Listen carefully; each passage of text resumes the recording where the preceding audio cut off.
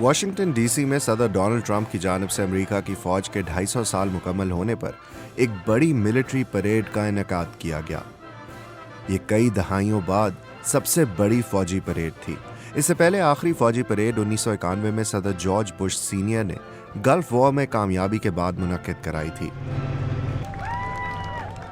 एक आर्मी तर्जुमान के मुताबिक इस परेड को ऑर्गेनाइज करने में तकरीबन 25 से 45 मिलियन डॉलर लगे हैं। परेड में तकरीबन 7,000 फौजी एहलकार शामिल थे। इसके अलावा दर्जनों टैंक, फौजी गाड़ियां और मार्चिंग बैंड्स भी मौजूद थे। परेड को मुख्तलिफ हिस्सों में तकसीम किया गया था, जिनमें अमेरिका की मुख्तलिफ जंगों की नुमाइंदगी की गई। इब्तदा कोरियन वॉर से हुई और फिर दहशतगर्दी के खिलाफ जंग तक को दिखाया गया।